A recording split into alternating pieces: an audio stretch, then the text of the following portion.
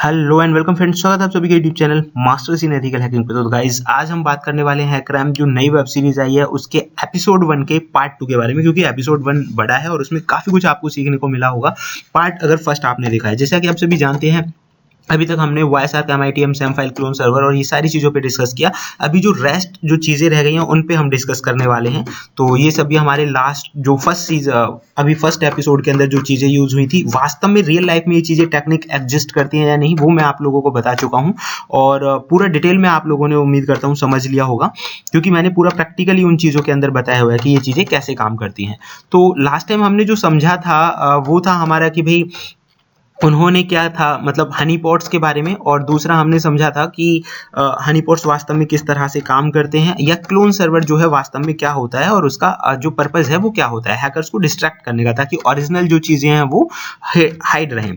अब हम इसके पार्ट 2 के बारे में बात करने वाले हैं। उन्हें विनर मिल जाता है, अपने जो हैकाथन का जो मेन विनर है वो उन्हें मिल जाता है और सेकंड और थर्ड भी मिल जाते हैं। और जैसे ही वो प्राइज देने वाले होते हैं तभी उन्हें पता चलता है कि उनका जो मेन सर्वर है किसी ने हैक कर लिया। और यहाँ पे हमें पता चलता है कि जो मेन सर्वर को कंट्रोल करने वाला व्यक्ति है वो कोई और नहीं, वो वही लड़की है जिसने शुरुआत में उस बड़े काम को अंजाम दिया था। ठीक है, और उसके बाद हम देखते हैं वो उससे पूछते हैं कि वास्तव में तुमने ये किया कैसे।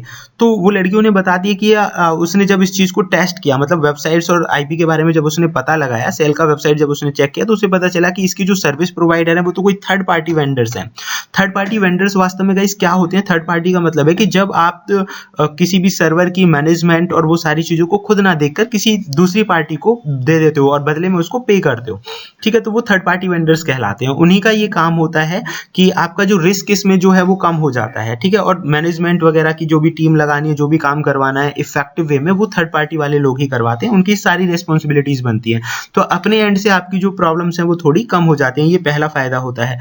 दूसरा, वो उन्हें बताती है कि मैंने जब उसे चेक किया, तो गाइज आप यहाँ पे दो चीजें देखोगे, अपडेट्स ऑन 5/5/2023 और एक्सपायर ऑन 3/6/2024 को एक्सपायर हो रहा है। तो मतलब ये डिटेल निकाली कैसे होंगी? तो गाइज ये मैं आपको बता देता हूँ कि ये उसने कैसे चेक किया होगा। मैंने एक वेबसाइट निकाली हुई है जिसका नाम है हुइज, और इस वेबसाइट पे यहाँ पे जो सर्च बार है, यहाँ मैं किसी भी वेबसाइट का अगर नाम लिखूँ, फॉर एग्जाम्पल हमने एक वेबसाइट का नाम लिखा मास्टर्स इन एथिकल हैकिंग, तो इससे रिलेटेड जो इन्फॉर्मेशन है वो हमें यहाँ पे मिल जाएगी। जैसे कि आप यहाँ पे देख सकते हैं, डोमेन है, रजिस्टर्ड कंपनी कहाँ से है, रजिस्टर्ड कब कराया गया था, एक्सपायर कब होगा, अपडेट कब हुआ है, इस तरह की सारी इन्फॉर्मेशन आपको इससे रिलेटेड जो है यहाँ पे मिल जाएंगी। तो यहाँ से ही उसने चेक किया था, जैसे कि आप यहाँ पे देख सकते हैं, everything is the same here, कि उन्होंने चेक कहाँ किया कि इस तरह की कोई वेबसाइट है, ठीक है, और वो कहाँ से रजिस्टर है, तो इसका इस्तेमाल किया गया था। आपको पता चल गया होगा कि उसने कैसे और कौन सी टेक्निक का इस्तेमाल किया है।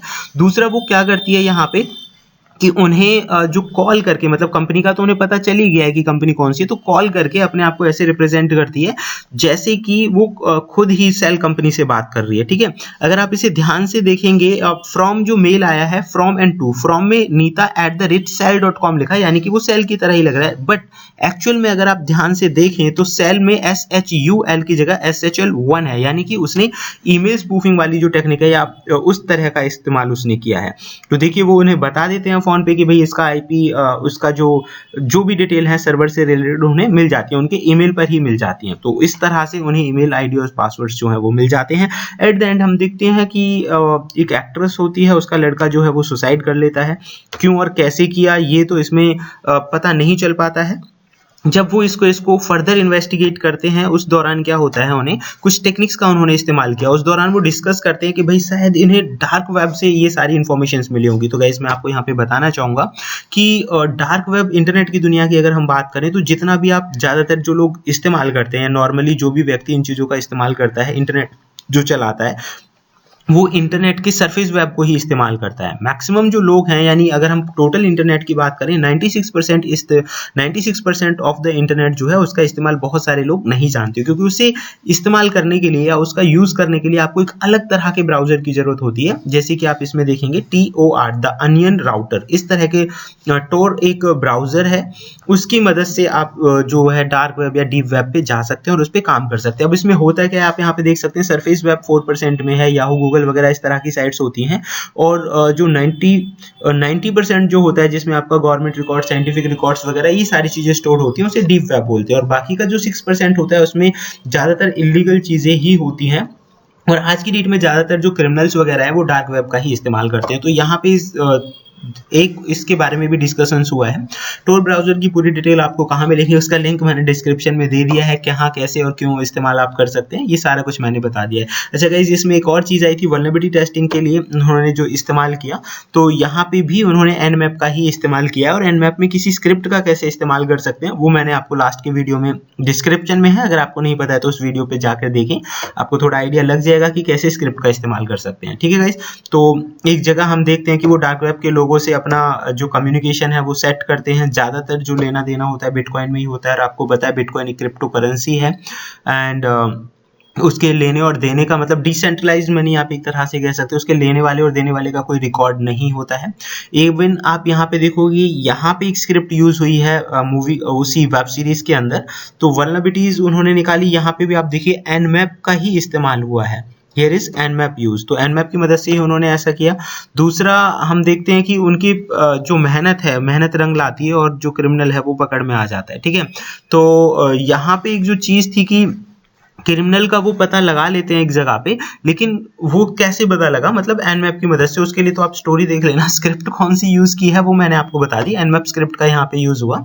और एक टाइम पे आता है कि उन्हें एक नाम मिलता है अजीब सा, स्पार्टन 66, तो वो कहते हैं यार ये नाम तो कहीं यूज नहीं हो रहा है इंटरनेट की दुनिया में, तो वो डार्क वेब पे सर्च करते रहते हैं इस नाम को, लेकिन वास्तव में क्या है वो सरफेस पे ट्राई नहीं करते। अगर सरफेस पे ये नाम यूज हुआ है तो दोनों रिकॉर्ड्स को मैच करने से कोई ना कोई क्लू मिल जाएगा। तो डार्क वेब की कई जो केसेस हैं वो इसी तरह से सॉल्व हुए हैं, नाम से या हिंट से।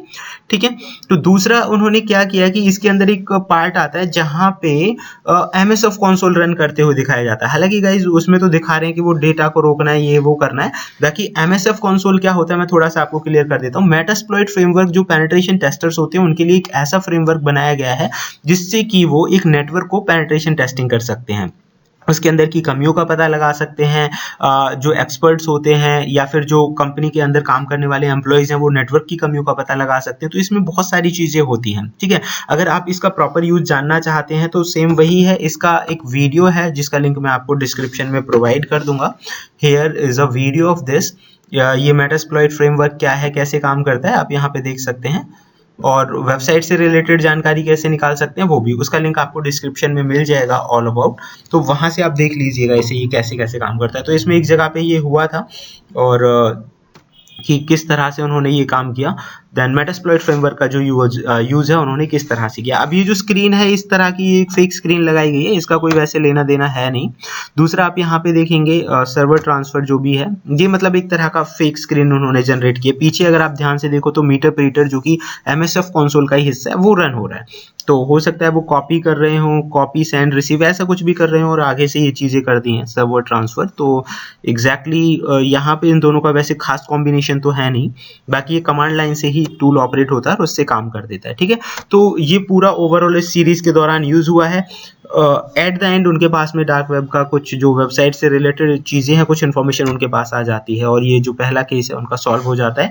ये उन्होंने खुद से बनाया है, नेटवर्क वगैरह जो भी वेबसाइट इसमें यूज हुई है ये सारी चीज़ें उन्होंने खुद से की हैं।